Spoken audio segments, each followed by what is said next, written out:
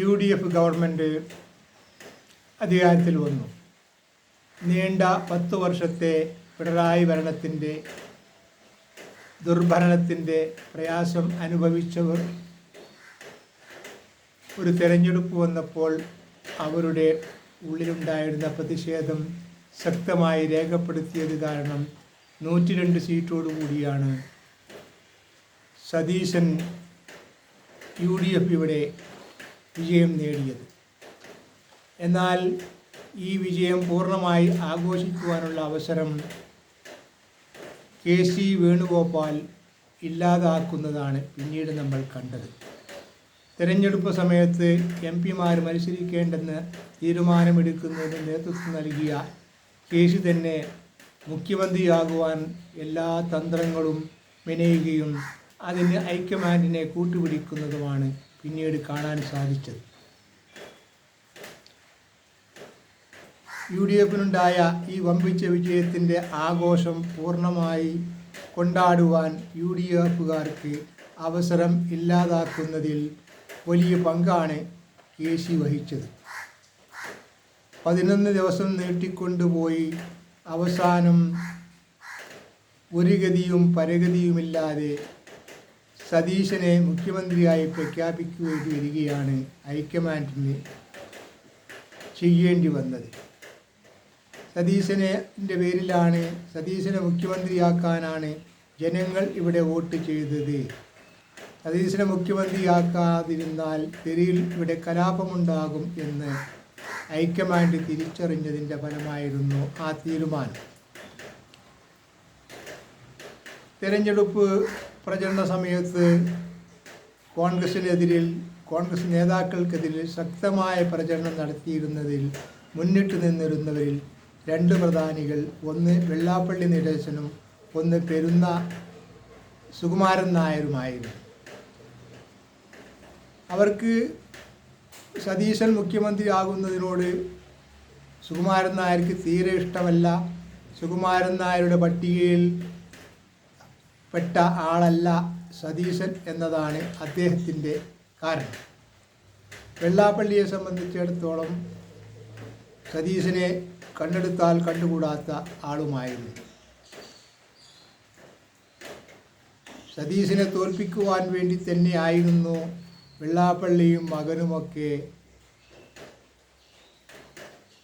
സതീശൻ്റെ നിയോജക മണ്ഡലത്തിൽ കാര്യമായി ക്യാമ്പ് ചെയ്തു തന്നെ പ്രചരണം നടത്തിയിരുന്നത്.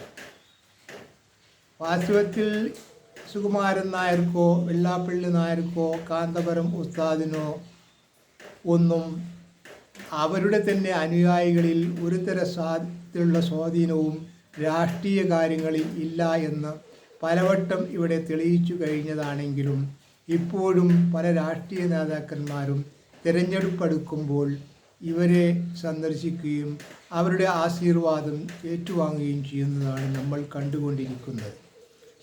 ഇവർക്ക് ഒരു ബലവും തങ്ങളുടെ അണികൾക്കിടയിലില്ല എന്ന് പലവട്ടം തെളിയിച്ചിട്ടുണ്ട്. എല്ലാം കഴിഞ്ഞ് ഇവിടെ UDF അധികാരത്തിൽ വന്നു കഴിഞ്ഞപ്പോൾ കേരളത്തിൽ ഇതുവരെയുണ്ടായിട്ടുള്ള മുഖ്യമന്ത്രിമാരിൽ വിദ്യാഭ്യാസ യോഗ്യത കൊണ്ടും കേരളത്തെ എങ്ങനെ പുരോഗതിയിലേക്ക് നയിക്കാൻ കഴിയും എന്ന വ്യക്തമായ കാഴ്ചപ്പാടും ദൃഢനിശ്ചയവുമുള്ള ഒരാളാണ് സതീശൻ എന്ന് കേരളത്തിലെ ജനങ്ങൾ ഒന്നടങ്കം തിരിച്ചറിഞ്ഞു കഴിഞ്ഞിട്ടുണ്ട്. ചില പ്രതിപക്ഷ നേതാക്കന്മാർ പുറത്തേക്ക് പലതും പറയുന്നുണ്ടെങ്കിലും അവരുടെ മനസ്സിലും സതീശൻ എന്ന നാമം പതിഞ്ഞിട്ടുണ്ട്. പ്രകടനപത്രികയിൽ പറഞ്ഞ കാര്യങ്ങൾ ഓരോന്നും സതീശൻ നടപ്പിലാക്കിക്കൊണ്ടിരിക്കുന്നു. ഇത് പ്രതിപക്ഷത്തിന് ദഹിക്കുന്ന കാര്യമല്ല. 10 വർഷം കേരളം ഭരിച്ചിട്ടും അവർക്കിവിടെ ഒന്നും ചെയ്യാൻ സാധിച്ചിട്ടില്ല. അവർ നേരത്തെ ഭരിച്ചിരുന്ന സംസ്ഥാനങ്ങളിൽ ഒന്നും തന്നെ ജനങ്ങൾക്ക് ഉപകാരപ്രദമായ കാര്യങ്ങൾ ചെയ്യുവാൻ അവർ മുതിർന്നിരുന്നില്ല എന്നതുപോലെ തന്നെ കേരളത്തിലും അതായിരുന്നു അവരുടെ പ്രവൃത്തി. ഉള്ള സമയം കൊണ്ട് പരമാവധി അടിച്ചു മാറ്റുക, അല്ലെങ്കിൽ സ്വന്തക്കാർക്ക് വേണ്ടി ഉദ്യോഗങ്ങളിൽ തിരികെ കയറ്റുക, അതിന് വ്യാജരേഖ ഉണ്ടാക്കുക എന്നിങ്ങനെയുള്ള കാര്യങ്ങളിലായിരുന്നു അവർ കാര്യമായും ശ്രദ്ധിച്ചിരുന്നത്. ആ വഴിയിൽ കുറേ താൽക്കാലിക നിയമനക്കാരെ കയറ്റി സ്ഥിരപ്പെടുത്തുക, വ്യാജരേഖ ഉണ്ടാക്കിയവരെയും അനാവശ്യമായ PhDയും മറ്റും കൊടുത്തുകൊണ്ടുമൊക്കെ കുറേ ആളുകളെ അവർ സൃഷ്ടിച്ചെടുത്തിട്ടുണ്ട് എന്നത് ശരിയാണ്. അത് ഏതാനും ആളുകൾക്ക് മാത്രം ലഭിക്കുന്ന ആനുകൂല്യമാണ്. കേരളത്തിലെ ജനങ്ങൾക്ക് മൊത്തത്തിൽ ഒരാനുകൂല്യവും അവരിൽ നിന്ന് ഉണ്ടായിരുന്നില്ല. ഇതിനെ മറികടന്നുകൊണ്ടുള്ള ഒരു ഭരണം ഇവിടെ മുന്നേറുന്നത് കാണുമ്പോൾ അവർക്ക് സഹിക്കാൻ കഴിയില്ലല്ലോ. ഒരു പ്രതിപക്ഷത്തിൻ്റെ കടമയും അത് തന്നെയാണ്. എന്ന് പറഞ്ഞാൽ നമ്മുടെ കേരളത്തിലൊക്കെ നടക്കുന്നത് പോലെ പ്രതിപക്ഷത്തിരിക്കുമ്പോൾ ഭരിക്കുന്നവരെ എല്ലാറ്റിനും എതിർക്കുക എന്ന നയം ശരിയല്ല എന്ന് എല്ലാവർക്കും അറിയാവുന്നതാണെങ്കിലും നമ്മുടെ ശീലം അതായിപ്പോയി എന്നത് ഒരു വസ്തുതയാണ്. ആ ഭാഗം ഇരിക്കട്ടെ.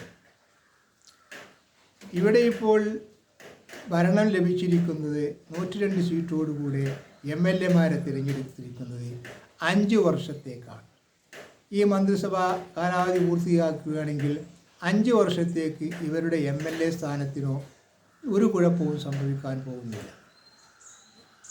എന്നാൽ ജയിച്ചു കഴിഞ്ഞപ്പോൾ ഒരിക്കലും ഇവർ ജയിച്ചു വരരുത്, ഒന്ന് മന്ത്രിയാകരുത് എന്ന് വാശി പിടിച്ചിരുന്ന, അതിനുവേണ്ടി ആവുമെന്ന് ശ്രമിച്ചിരുന്ന ആളുകളെ അവരുടെ വീടുകളിൽ പോയി സന്ദർശിച്ച് ആശീർവാദം ഏറ്റുവാങ്ങിക്കൊണ്ടിരിക്കുവാൻ ചില കോൺഗ്രസ്സുകാർ മുതിരുന്നതാണ് നമ്മളിപ്പോൾ കാണുന്നത്.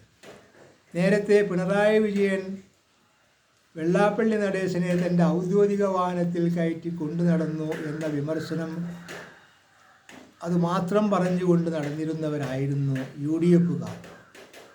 എന്നാൽ ഇപ്പോൾ UDF അധികാരത്തിൽ വന്നപ്പോൾ കേരളത്തിലെ ആഭ്യന്തര വകുപ്പ് മന്ത്രി തൻ്റെ ഔദ്യോഗിക വാഹനത്തിൽ നേരിട്ട് പോയി വീട്ടിൽ പോയി സന്ദർശിച്ചത് തുഷാർ വെള്ളാപ്പള്ളിയെയാണ്.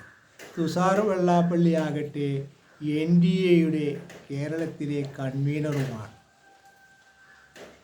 അതേപോലെ തന്നെയാണ് ബിന്ദു കൃഷ്ണ പോയി വീട്ടിൽ പോയി ആശീർവാദം ഏറ്റുവാങ്ങുന്നത് വെള്ളാപ്പള്ളിയിൽ നിന്നാണ്. എന്തായിരിക്കാം ഇവരൊക്കെ ഇത്തരം പ്രവൃത്തികൾക്ക് മുന്നിട്ടിറങ്ങുന്നത് എന്ന് എത്ര ആലോചിച്ചിട്ടും മനസ്സിലാവുന്നില്ല. ഞാൻ പറഞ്ഞല്ലോ, 5 വർഷത്തേക്ക് ഇവരുടെ MLA സ്ഥാനത്തിന് കാര്യമായ പോറലൊന്നും വരാൻ പോകുന്നില്ല. ഇനി ഇവരെ കൂടെ ഒഴിവാക്കാൻ പറ്റാത്തവരാണെങ്കിൽ അടുത്ത തിരഞ്ഞെടുപ്പ് വരുമ്പോൾ ആകാമെന്നല്ലാതെ ഈ തിരഞ്ഞെടുപ്പിൽ ഇവരെ വിജയിപ്പിച്ചതിൽ വെള്ളാപ്പള്ളിക്കോ സുകുമാരൻ നായർക്കോ പ്രതിപക്ഷത്തിനോ ഒരു പങ്കുമില്ല എന്ന് ഏവർക്കും അറിയാവുന്നതാണ്. എങ്കിലും ഇവരെല്ലാം നേരെ പോയി സന്ദർശിച്ചു കൊണ്ടിരിക്കുന്നത് ഇവരെയാണ്, ആശീർവാദം ഏറ്റുവാങ്ങിക്കൊണ്ടിരിക്കുന്നത് ഇവരിൽ നിന്നാണ്. ഇതിൻ്റെ കാരണമാണ് നമുക്ക് കണ്ടുപിടിക്കാനുള്ളത്. ആകാത്തതിലുള്ള ചുരുക്ക് തീർക്കുവാൻ വേണ്ടി കുറേ മന്ത്രിമാരെ KC പക്ഷക്കാർ എന്ന നിലയിൽ മന്ത്രിസഭയിൽ KC ഉൾപ്പെടുത്തിയിട്ടുണ്ട് എന്നത് ശരിയാണ്. സതീശൻ തൻ്റെ നിലപാടുമായി മുന്നോട്ട് പോകുമ്പോൾ അങ്ങനെ മുന്നോട്ട് പോകാൻ വിടരുത് എന്ന ഒരു മനോഭാവമുള്ളവർ കോൺഗ്രസ്സുകാരിൽ തന്നെ ഉണ്ടായി വരുന്നുണ്ട് എന്നാണ് ഇതിൽ നിന്നെല്ലാം മനസ്സിലാകുന്നത്. ഈ സന്ദർഭത്തിൽ ഇവരുടെ വീടുകളിൽ പോയി സന്ദർശനം നടത്തുന്നതിൽ നിന്ന് മറ്റൊന്നും മനസ്സിലാക്കുവാൻ സാധിക്കുന്നില്ല.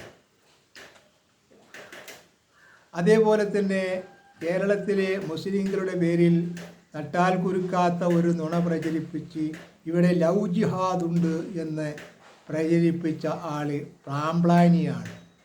ഈ പാംപ്ലാനിയെ ഭരണം ലഭിച്ച ശേഷം സന്ദർശിക്കുവാൻ കുഞ്ഞാലിക്കുട്ടി സാഹിബ് പോകുന്നതും നമ്മൾ കാണുന്നുണ്ട്.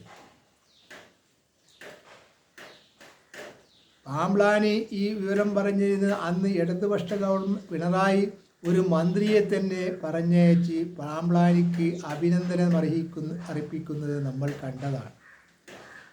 ഇത്രയും വിഷജന്തുവായ ഈ പാംപ്ലാനിയെ, മുസ്ലിം വിരോധിയായ പാംപ്ലാനിയെ മന്ത്രിസ്ഥാനം ലഭിച്ച ശേഷം ഉടനെ പോയി കുഞ്ഞാലിക്കുട്ടി സാഹിബ് സന്ദർശിക്കുന്നതിന് ശേഷം എന്താകും എന്ന് നമുക്കറിയില്ല.